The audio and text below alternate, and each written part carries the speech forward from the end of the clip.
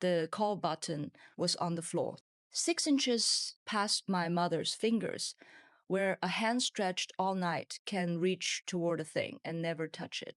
A night nurse named Vera found it there at 2:40 in the morning. She told me later that the cord had been tucked behind the bed rail, the way you tuck something you do not want answered. My mother had been pressing the mattress, just the mattress, for who knows how long. $233,000 of my mother's care money. Never once reached that bed. My older brother held a power of attorney. My mother could not have signed. The day it was notarized, she was strapped into a hospital bed in another county with pneumonia in both lungs. I have the admission record. I have the notebook where I wrote down the date she went in. And here is the part he never planned for. Today, I investigate stolen care money for a living. I am a certified fraud examiner, and elder financial exploitation is the whole of what I do. Last year, I finally opened a file with my own mother's name on it, and I made every diverted dollar walk back to the people who signed for it. My name is Marin. I am 47 years old. If you have ever been the one in the family who was counted on for everything and counted as nothing, sit with me a while. This is how the quietest person at the table ended up reading the receipts out loud. I am going to tell you what happened in the order that it mattered, not the order it occurred. Because the night with the call button on the floor was not the beginning. It was the bill coming due. Let me take you back to a kitchen. It was March of 2014, Tuesday. My brother Wade had a way of running a room that looked like calm and was actually a lid pressed down on a pot. He set out coffee for everyone. He set out a yellow legal pad square to the edge of the table, and he set out one stapled document turned to face the empty chair, which was mine. There were 6 of us in that house, and 3 more on a foam propped against the sugar bowl. 9 relatives. Remember that number. 9 people who would, within a year, all tell the same story about me in the same words, like a hymn everybody already knew. Wade slid a pen across the table. He did it gently. He did everything gently. Sit down, Marin, he said. Sign this, and we can all stop fighting. Family handles family. I had been handling family for 3 years by then. I want you to understand what 3 years means in a body. It means, the exact weight of a grown woman who can no longer carry herself from a chair to a toilet. It means, which floorboard wakes her and you learn to skip it. It means you have not slept past 5 a.m. in so long that your eyes have forgotten how. I did her medications. I did her meals. I did the parts of caregiving.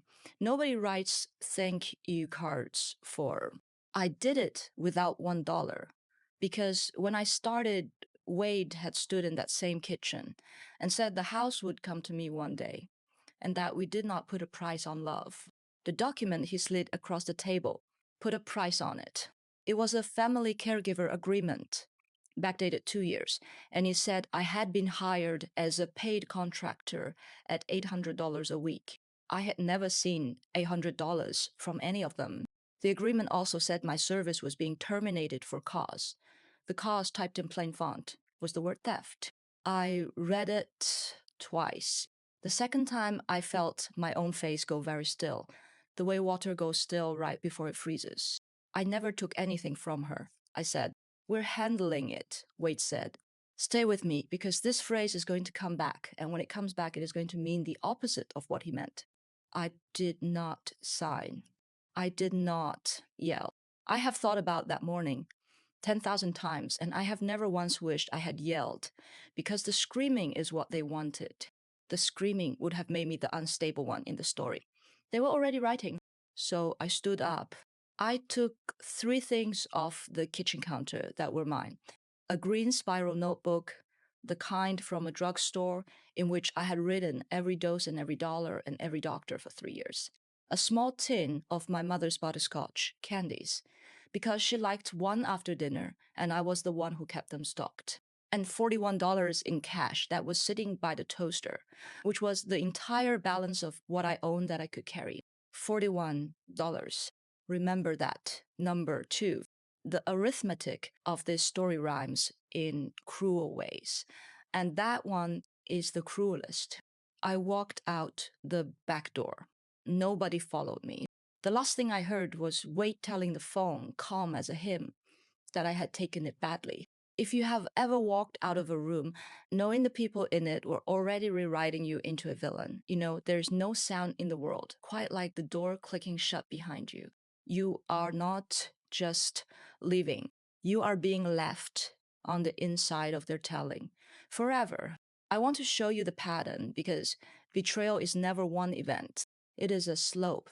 You do not notice you are sliding down until you are at the bottom, looking up. The first sign came 2 years before the kitchen, and I missed it. My mother had a long-term care insurance policy. She had bought it in her 50s. Proud of it, the way that generation was proud of paying ahead, so there would never be a burden. The policy was with Sentinel Mutual Insurance Company. It paid $5,700 a month toward her care. My mother used to pat the folder it came in and say, "That is so nobody ever has to choose." When her mind started to go soft at the edges, Wade volunteered to take over the paperwork. He framed it as a kindness. He was the organized one, after all. He had the binders. He had the label tabs. He said it the way you say a thing that ends the conversation. And here is the detail that should have stopped me, the one I logged in my green notebook without understanding it. The day Wade took over the Sentinel folder, he also changed the deposit account the benefits were paid into. I wrote in my notebook in my own tired handwriting, W change Sentinel deposit, ACT ending 4471. I did not know whose account that was. I assumed it was hers. That is the assumption that cost families everything. We assume the organized one is organized on our behalf. That detail matters later. Write it on the inside of your eye. The second sign was the house. The house I had been promised, quietly, never on paper. When I asked Wade once gently where things stood with the deed, he looked at me with real sorrow on his face and said the lawyers had advised keeping everything in the trust for Mom's protection. He had a way of using my mother as a human shield for every door he closed. Her protection, her comfort, her wishes. He spoke for a woman who could no longer speak, and he made her say exactly what he needed. The third sign was the story. Sometime in that second year, my aunts began to ask me with a new and careful tone whether the money thing had been worked out. I did not know what money thing. Slowly, I understood. Wade had told them one careful conversation at a time that money was going missing from my mother's accounts, and that I was the only one with daily access. He never accused me out loud in the room where I could answer. He accused me in 9 separate quiet rooms where I was not present, where the only voice was his. By the time of the kitchen, the verdict was already in. The document was just the sentencing. That is what I mean when I tell you the villain in this story is not a cartoon. Wade never raised his voice. Wade brought coffee. Wade had tabs. Wade's cruelty was patient and it was administrative, and it came with a notary stamp. There was one moment in that second year that I keep returning to, because it is the moment I understood too late that the freeze out had been planned and not stumbled into. It was Thanksgiving. I had not been told the dinner had moved to Wade's house instead of my mother's, and I drove to the old house with a green bean casserole on the passenger seat and found it dark. I stood on the porch I had swept 1,000 times, and I felt, for the first time, like a stranger at my own mother's door. I drove to Wade's. I let myself in the side the way family does, and the talking in the dining room stopped the way talking stops when the subject of it walks in. Wade came to the kitchen and met me before I got past the refrigerator. He did not raise his voice. He put a hand on my shoulder, warm the way you steady someone, and he said, Maybe it is better if you don't this year. For mom's sake, she gets agitated. The doctor said. There was no doctor who said that. I knew it then, and I confirmed it later. My mother had no agitation around me.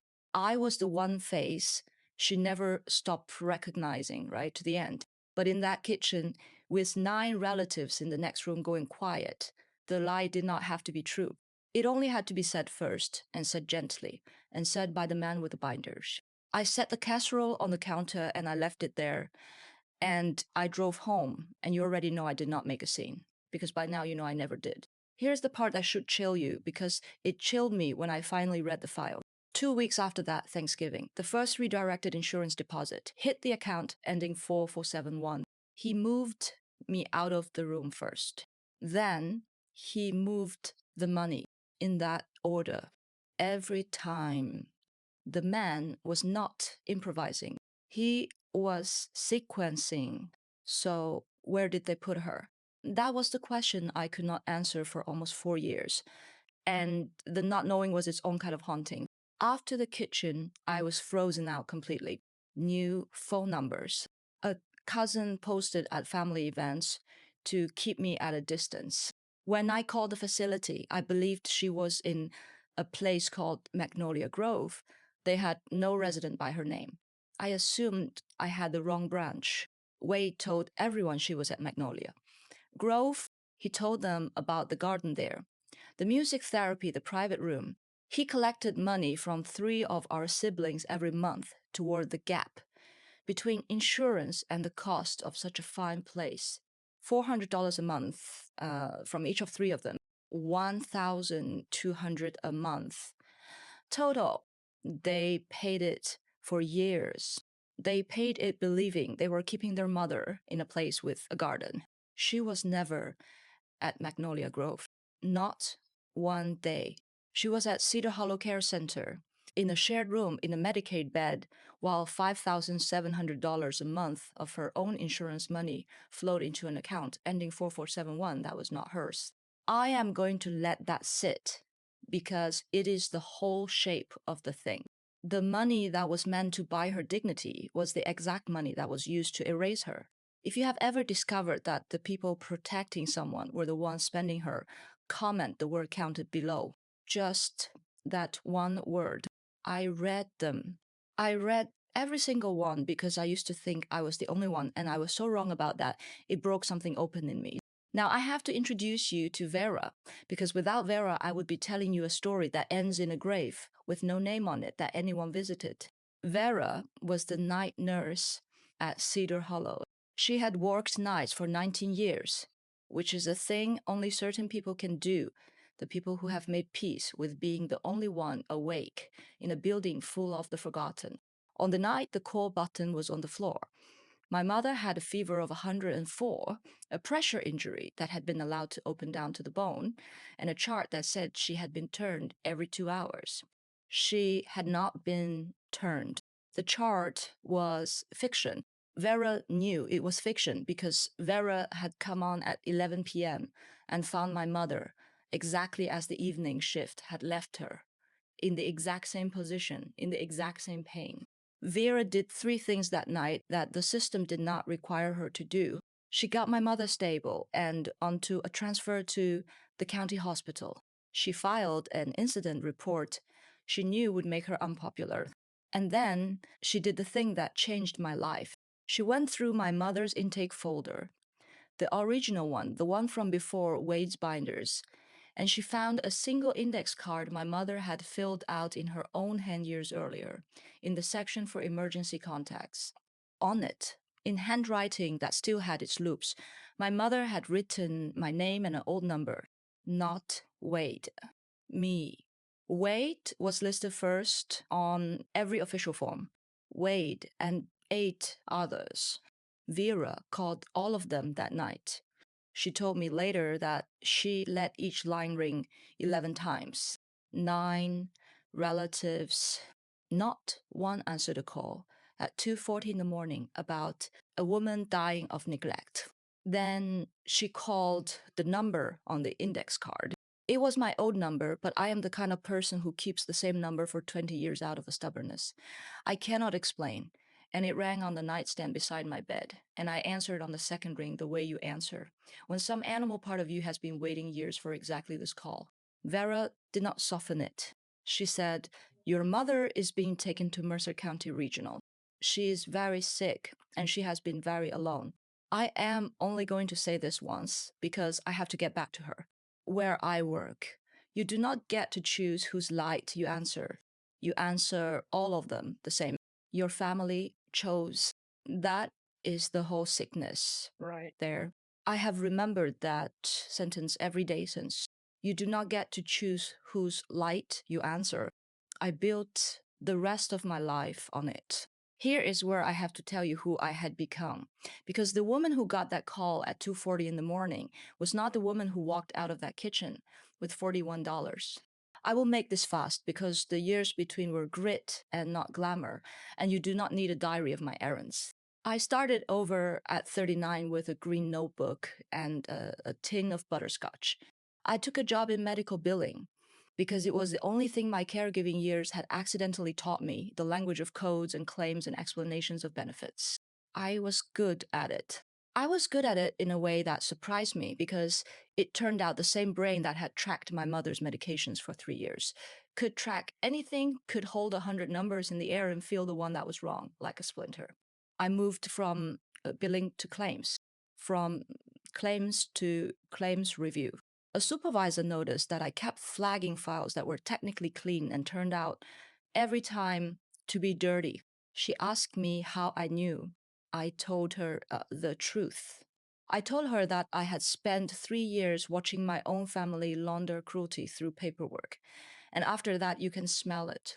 You can smell a clean looking document that is hiding something. She did not laugh. She sent me to get certified. So I studied at night in the one room apartment with a secondhand laptop, and I became a certified fraud examiner. Then I specialized on purpose with my jaw set in the one thing I never wanted anyone else to live through: elder financial exploitation, the diverted pension, the forged power of attorney, the relative with the binders. I learned the law of it cold. I learned what a notary's commission is and how it expires and what happens to every document a debt commission ever touched. I learned that a power of attorney is not a crown. It is a leash, and the law ties the other end of that leash to a duty, and a duty is a thing you can be made to answer for. By the time Vera called me, I had spent 6 years becoming the exact person who could read the thing that had been done to my mother. I just had not known it was my mother's file I had been training for. There was one case about a year before that call that I think about often. An old man in a town 2 hours from mine, whose niece held his power of attorney, whose pension checks had quietly rerouted to an account that was not his. The numbers on the page looked clean. The niece had binders. She had tabs. She sat across from me in a conference room and explained gently that she was simply protecting her uncle, that he got agitated, that the doctor had said. And I felt the floor tilt because I had heard every one of those sentences before in a kitchen, in another woman's mouth about me. I closed that case. I got that old man his money and a guardian who answered his phone. And I drove home shaking because I had just rescued a stranger from the exact machine that still had my own mother locked inside it, somewhere I could not find.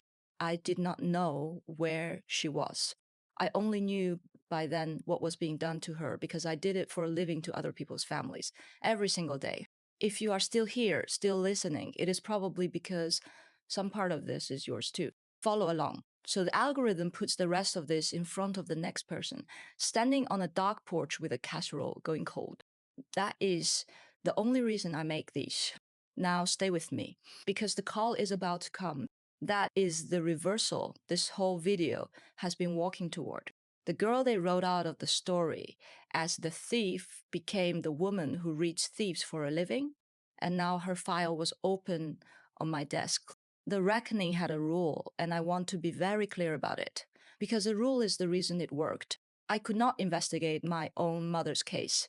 In my official capacity, that would have been a conflict of interest, and a conflict of interest is exactly the kind of crack a man like Wade slips through. So I did not.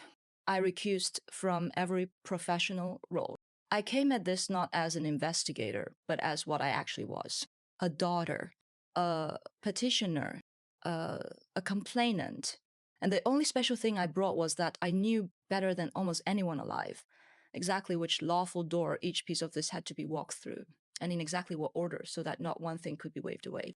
The first door was the hospital, with my mother fighting for her life at Mercer County Regional.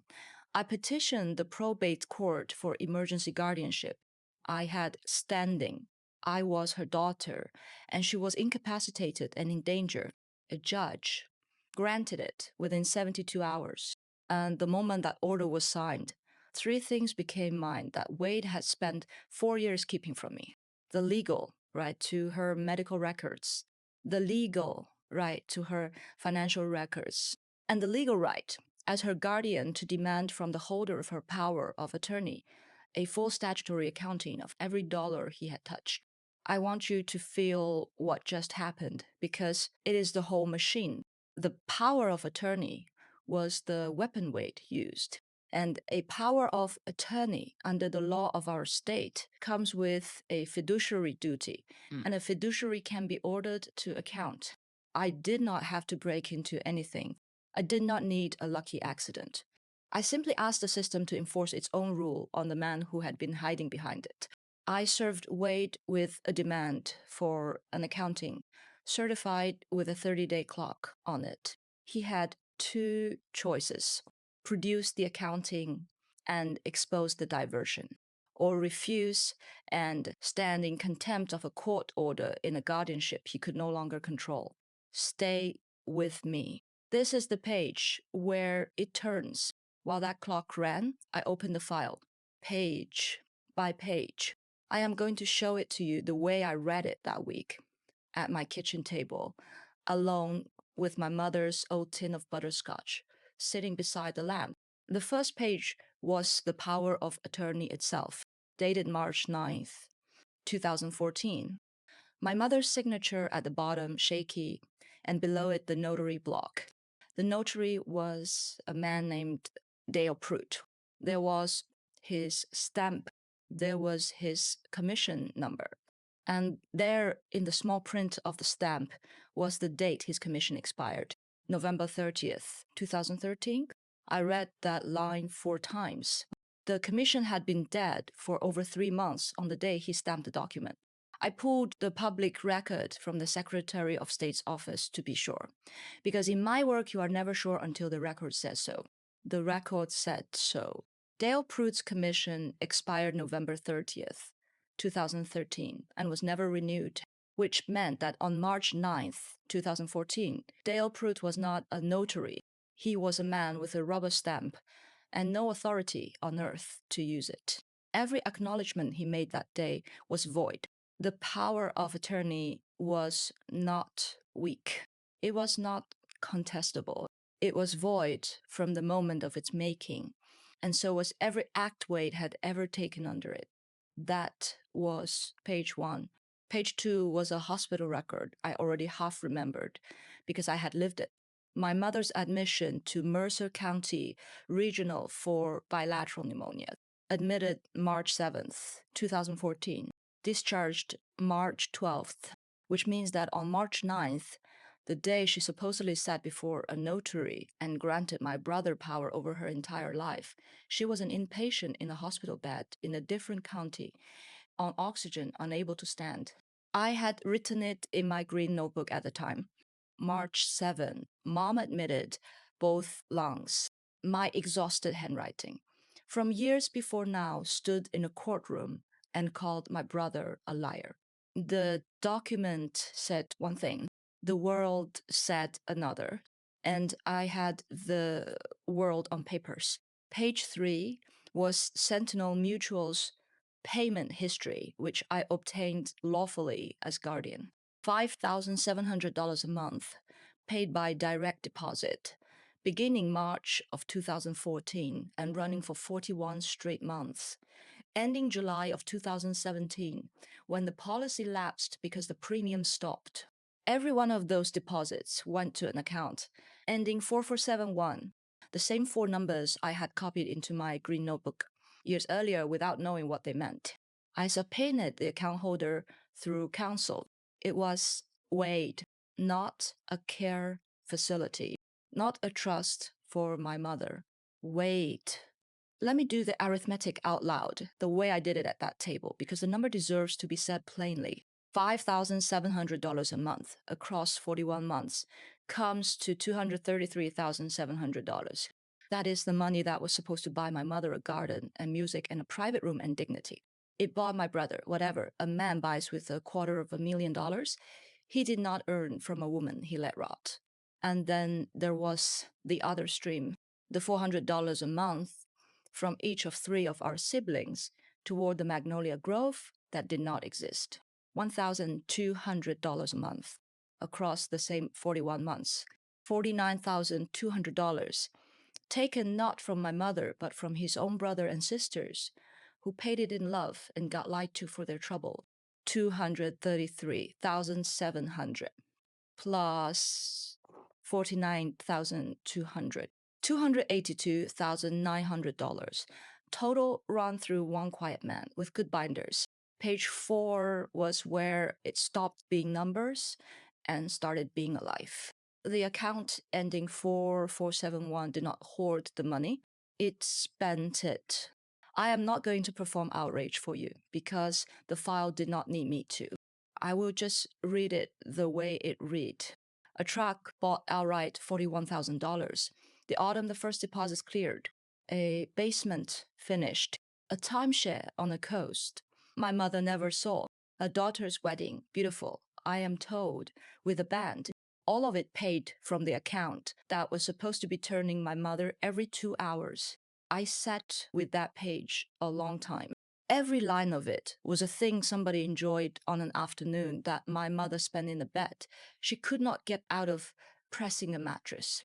I did not write a word in my notebook that night. There was nothing to add. The page said it, and page 5 was the one that turned a theft into a plan.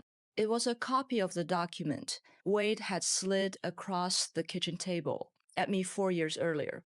The family caregiver agreement, the one that called me a paid contractor I never was and terminated me for a theft I never committed. I had walked out without signing it, so for years I assumed it had died on that table. It had not. It had been drafted by the same attorney who set up the account, dated the same week as the first diversion. Do you understand what that means? Before he took a single dollar, he had already built the document that named me as the one who took it. The scapegoat was drawn up before the crime. He did not accuse me because he suspected me. He accused me because he needed a thief in the story, and I was the only one in the room without a binder. That was the document that made even the judge go still. I told you there would be one cry in this whole story, and I told you it would be alone. Here it is. Before any of the documents, in the first week, I drove to Cedar Hollow to sign the transfer paperwork to move my mother to Real Care. I parked in the visitor lot, and before I went in, I looked through the glass doors and I saw, down the hallway, an old woman in a wheelchair that I did not recognize for a full 3 seconds because she had become so small, 81 pounds. My mother had been a big-handed, big laughing woman who could carry 2 grandchildren and a casserole at once. The woman in the chair was a folded thing. I did not cry in the building. I did not cry at her bedside because she was confused and frightened. And the last thing she needed was my face coming apart.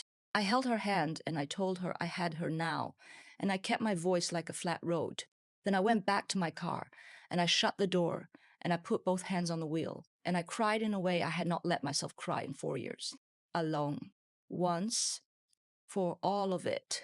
And then I wiped my face and I drove to the bank to start the paper trail because tears do not produce an accounting, and I had a clock running. That is the only time I cried. I need you to know that because everything that comes next I did with dry eyes and a steady hand. And the steadiness is the point. Now, the reckoning. Wade's 30-day clock ran out, and he did the thing cornered, organized men do. He produced an accounting. He thought he could paper over it. He was, after all, the man with the binders. But you cannot account your way out of a void power of attorney, and you cannot account your way out of arithmetic. I did not confront my brother in a screaming match. I have told you that was never the weapon. I confronted him the way I confront everything. Now, in numbered statements, in writing, through counsel, with copies to everybody that had a duty to act. There was a hearing. He was there in a good jacket. I was there with a folder. And when it was my turn, I did not argue. I informed one, the power of attorney dated March 9th, 2014 is void because the notary's commission expired November 30th, 2013. The Secretary of State's record is Exhibit 1. 2. The principal could not have appeared before any notary on that date because she was an inpatient at Mercer County Regional from March 7th through March 12th. The admission record is Exhibit 2. 3. Under the void instrument, $233,700 in insurance benefits was redirected to an account belonging to the agent, not the principal, over 41 months. The payment history and account records are Exhibits 3 and 4. 4. During that same period, the principal resided not at the represented facility, but in a Medicaid bed at Cedar Hollow Care Center, where the state survey agency has since issued findings on Form 2567 for falsified repositioning records and a stage 4 pressure injury. The citation is Exhibit 5. I did not say the word liar. I did not have to. The exhibits said it for me, and exhibits do not get emotional. And the man cannot interrupt a number. Wade said into that silence.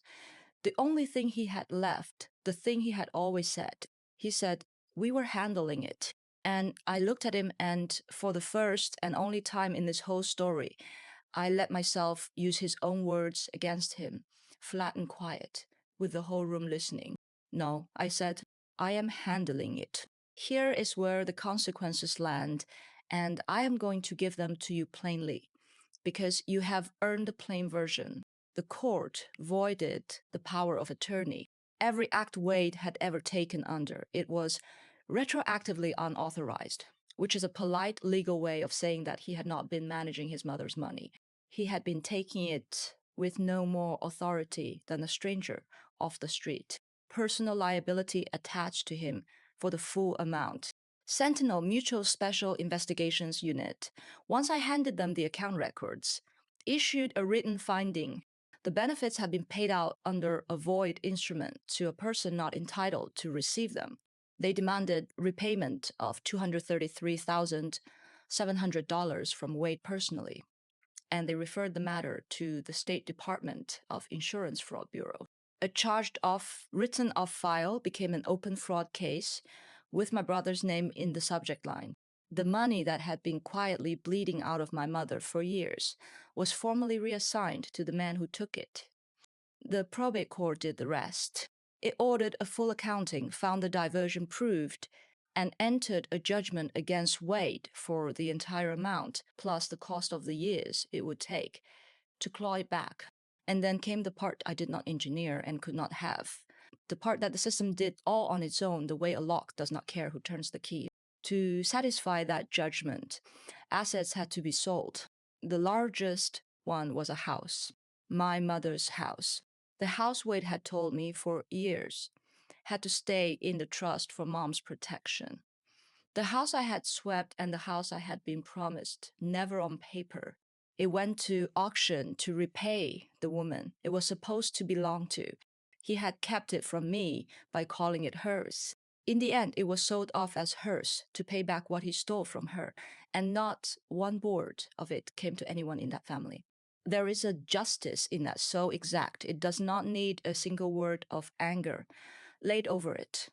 The thing he hid behind became the thing that paid for what he hid. The Department of Insurance Fraud Bureau did not move fast because those bodies never do, but they moved.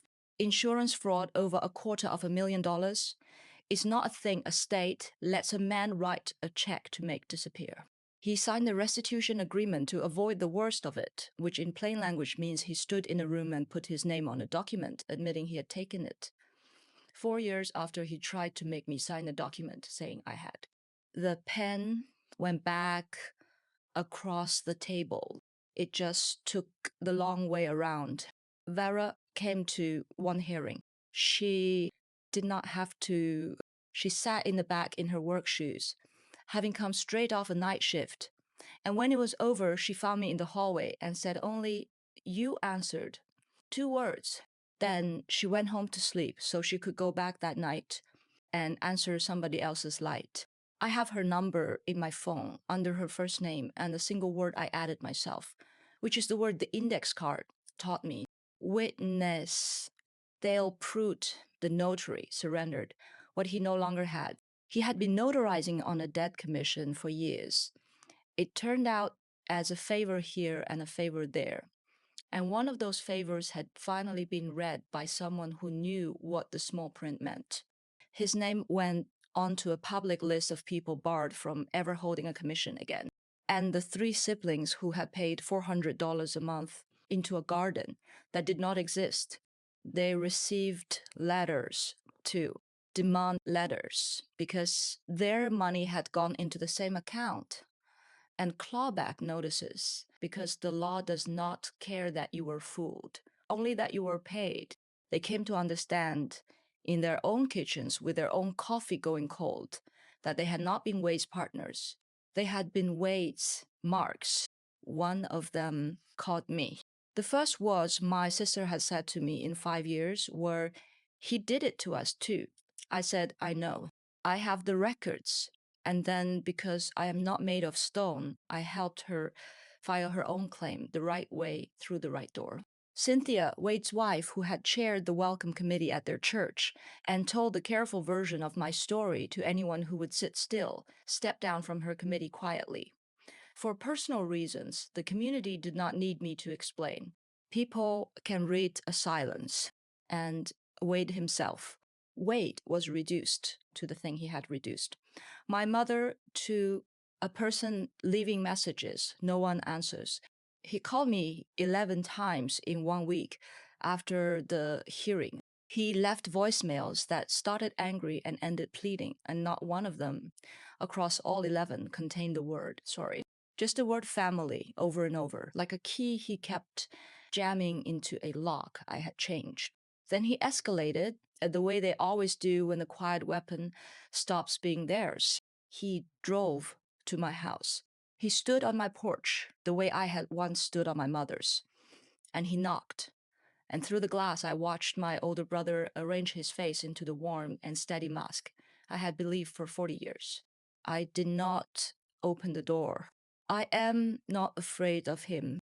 I simply had nothing to say that I had not already said in number statements. In writing, with copies to everyone who mattered, he left a note wedged in the frame. I still have it. It does not say he was sorry. It says in his even hand that I had torn the family apart, as if the family had been whole the morning. He sequenced his own mother out of her own money. He sent one email after that. It was long. It talked about forgiveness, about how mom would have wanted us together, about the toll all of this was taking on him. He used her one last time as a shield, the way he always had. I read it once.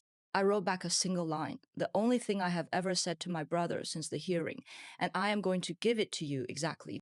I wrote, "Mom wrote my name on a card. She never wrote yours." Then I blocked the address. I did not have to choose whose light I answer, Vera told me, but I get to, and his was the one light in the world. I was finally lawfully free to let go dark. I promised you I would not give you a cheap reunion, and I did not get my family back. I want to be honest about that because the videos that promise you the family weeps and embraces at the end are selling you something that does not exist. Wade is not in my life. My aunts, most of them, chose the version of the story that let them keep their comfort. And I have let them keep it. You do not get the years back. You do not get the apology. The thief does not become a good man because you proved he was a thief. But I got two things, and they are smaller and they are truer. I got my mother for 19 months. I moved her to real care with a real garden, the kind Wade only ever described. Her mind never fully came back, but her body did some of it enough that there were afternoons near the end when she was warm and present, and she knew my voice. I kept the tin of butterscotch by her chair, and I gave her one after lunch, the way I always had, and one afternoon she held a candy in her hand and looked at me and said my name. Just my name. After everything, my name in her mouth, like it had never been a curse word in 9 other kitchens. She passed in her sleep on a Sunday morning, peacefully, with the window open, and I was in the chair beside her. She was not alone. She would never be alone again. And I got Hannah. Hannah is Wade's daughter, my niece, who was 16 the year I was frozen out. It turns out that all through those 4 years, Hannah had been quietly taking the bus to Cedar Hollow on Saturdays, signing the visitor log in her round teenage handwriting, sitting with a grandmother her own father had hidden. She did it because she remembered the butterscotch. That was the whole of her reason. She remembered being small and loved by a woman with butterscotch in her pocket, and she could not square it with the story she was being told at home. So she went to see for herself. It was Hannah's name in the Cedar Hollow visitor log that became Exhibit 6. Her signatures, Saturday after Saturday, at the facility the family swore my mother was never in, proved that the family knew exactly where she was. A teenage girl's loyalty became the thing that closed the last door on the lie. When it was over, Hannah came to me. She is 26 now. She brings her own daughter to my house, and I keep butterscotch in a tin by the door, and the little one knows exactly which drawer it lives in. That is the salvage thread. That is what survives the fire, not the whole family. One girl who remembered a kindness and could not be talked out of it. Let me bring you back to where we started because the meaning of the beginning has changed now. And that is the only reason I told it to you out of order. I started this with a call button on the floor, 6 inches past my mother's fingers. For 4 years, she pressed a mattress in the dark, and no one came. 9 people were listed to come, and none of them came. And the one person the system did not list answered on the second ring because some part of her had never stopped waiting for the call. I do this work now for a living. I read the files. I find the account ending in 4 numbers that does not belong. I find the notary stamp with a dead date in the small print. And every time I do, I am answering a button that a woman somewhere has been pressing in the dark, hoping someone who can read the paperwork will finally walk through the door. You do not get to choose whose light you answer. Vera was wrong about one thing, and only one. You do get to choose. You can choose to answer all of them. I chose. It is the work now. It is the whole of the work. The green notebook is in a drawer in my office. I used to think it was a record of what they owed me. 3 years of unpaid days I would never see a dollar for. I was wrong about what it was. It was never the record of their debts. It was a record of her worth kept by the one person who thought she was worth keeping a record of. It is the document that voided a void instrument. It is the reason $250,000 walked back to the man who took it. I keep a new notebook now, a fresh green one, and the first thing I wrote in it was the date my mother said my name, and the phrase, "We're handling it." Wade said it like a wall. He said it 9 times in 9 rooms, and once across a kitchen table, and once more in the courtroom right before it fell on him. It used to be the sound of every door closing in my face. It is mine now. I handled it. If you have ever been the family member who was counted on for everything and counted as nothing, I want you to hear the actual end of this. The quiet one at the table, the one being written into the villain while she sits there saying nothing, is not weak. She is reading the room. She is keeping the notebook. She is learning the small print. And one day, when the bill comes due, she is going to slide the pen back across the table. I am Marin. Thank you for sitting with me. If this found you because you are the one keeping the notebook in your own family right now, comment the word counted. So the next person who needs it knows they are not the only one. We are not the only ones. We never were. The button still works. It was the people who stopped working. I am the one who comes now.